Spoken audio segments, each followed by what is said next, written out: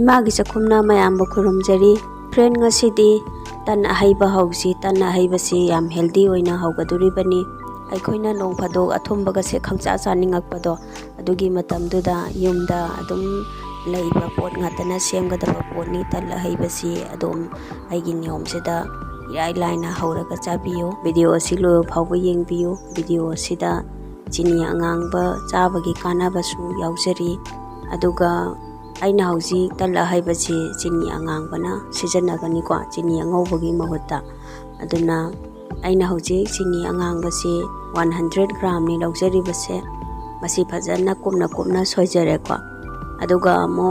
asida isingje phongphong saba asabani aina hapjari base ising asaba je hapasina yam tuna tummi ko sumaina isingjida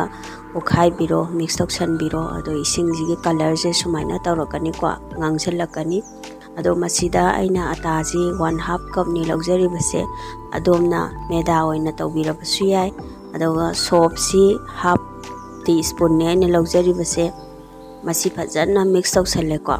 soap hapasina manam nungsi hali amadi mau yamne henkalali saba tumhalli ko aduga masi aina hauji isingje amuktada pulab ajin bigano khaji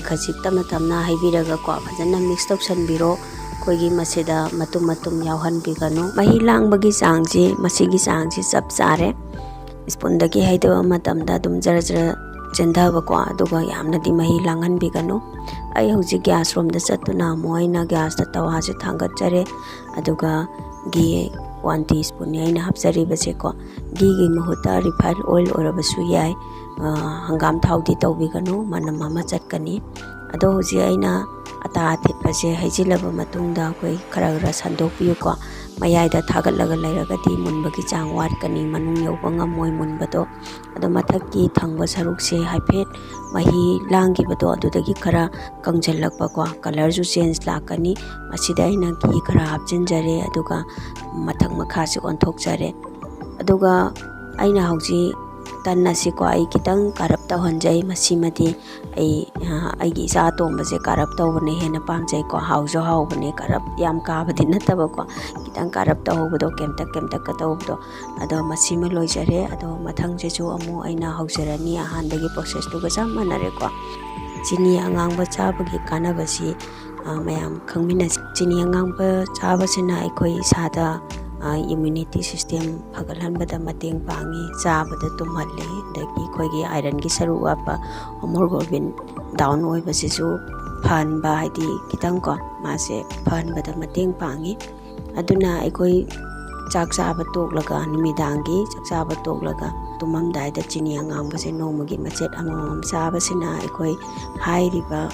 awat pasing se mengkhatpata mateng pangi adom su soidana chabiyo tala haibasi semba matamda adomna chini angangbagi mota angaubasu sijanabadi ya adubo angangbane henna phabadi hele ko ado hauji yengbiu mayam tanje aina ani sobase su haujabase color se yam phajare sumaina khara namaga haubiyo aduga mathang makha se on dana adum ka haubiyo kadanabako aina aigi channel asida hana samosa hobagi niyom ama video ama thagajabani yam haugibo madu samosa do adomsu samosa je hauraga ka chaning bu lairaga diko aigi channel jegi samosa gi video do ta changaga yengbiyo ai description da link hapsaramge tala haibasi aina mathang tawdana haujare